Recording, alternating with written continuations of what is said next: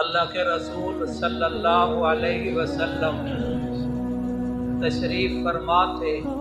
نازل جبرائیل علیہ السلام علی رسول اللہ صلی اللہ علیہ وسلم، حضرت جبرائیل علیہ السلام حاضر خدمت ہوئے، فاخبرہ، اور اس نے آ کر پیارے آقا صلی اللہ علیہ وسلم کو اطلاع دی انہو ستکون فتنۃ،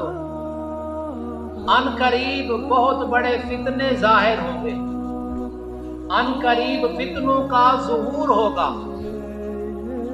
قال فما المخرج منہا یا جبرائیل، اے جبرائیل اس سے نکلنے کی کیا صورت ہوگی؟ تو جبرائیل علیہ السلام نے کہا کتاب اللہ، اللہ تعالیٰ کی کتاب، قرآن مجید، اللہ کا کلام۔ قرآن مجید فتنوں کا کفیل، قرآن مجید غموں اور پریشانیوں سے نجات کا ذریعہ، قرآن مجید اس امت کی افضلیت اور برتریت کا ذریعہ، قرآن مجید۔ آقا صلی اللہ علیہ وسلم کو شان، مقام، مرتبہ، عظمت، رفعت، بلندی نصیب ہوئی تو اس کا ذریعہ بھی قرآن مجید۔ قرآن مجید جو نازل ہوتا چلا آیا، تو صحابہ کرام کی پریشانیاں ختم ہوتی چلی گئی،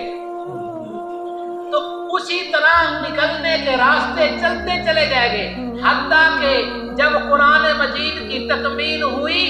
قرآن مجید کی تکمیل ہوئی تو اللہ تبارک و تعالی نے فرمایا الیوم اکملت لکم دینکم واتممت علیکم نعمتی،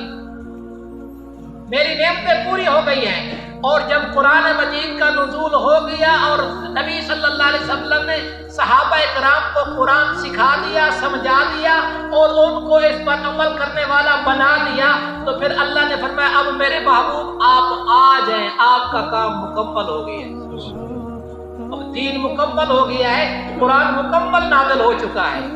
آپ کے ملک میں ماشاءاللہ ڈاکٹر ذاکر نائک صاحب آئے ہوئے ہیں،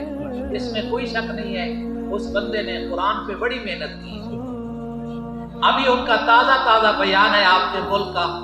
وہ کہتے ہیں جی کوئی اپنے آپ کو دیوبندی کہلواتا ہے، کوئی بریلوی کہلاتا ہے، کوئی ندوی کہلاتا ہے، کوئی مدنی کہلاتا ہے، کوئی کیا کہلواتا ہے۔ فرمایا یہ معیار نہیں ہے، دیوبند ایک جگہ کا نام ہے، بریل ایک جگہ کا نام ہے، ندوہ ایک جگہ کا نام ہے، یہ ساری جگہوں کے نام ہے۔ یہ ابھی آپ کے ملک میں آتے ہوئے اس نے یہ بیان کرایا، شاید آپ نے سنا ہوگا، اس نے آتے ہی کہا کہ جو شخص ہدایت چاہتا ہے، صراط مستقیم چاہتا ہے اور کامیاب ہونا چاہتا ہے، وہ قرآن مجید کو تھام لے، نبی صلی اللہ علیہ وسلم کے ارشادات کے مطابق عمل پیرا ہو جائے۔ اللہ تعالیٰ نے دو ہاتھ دیے، ایک ہاتھ میں اللہ کا کلام ہو، دوسرے ہاتھ میں پیارے پیغمبر کا فرمان، پیارے پیغمبر کا۔ تو یہ مدار نجات کا قرآن مجید ہے، قرآن مجید سیکھنا ہے، مسجد میں سیکھنا ہے، یہ اللہ اس کے رسول کی منشا تو یہی ہے، اللہ اس کے رسول کی طرف سے پروگرام تو یہی دیا گیا ہے، اللہ اس کے رسول کی منشا یہی ہے، عظیم چیز کو عظیم جگہ میں پڑھا جائے، اعلیٰ چیز کو اعلیٰ جگہ پہ سیکھا اور سمجھا جائے۔ اللہ تعالیٰ سیکھنے والا، سمجھنے والا، عمل کرنے والا۔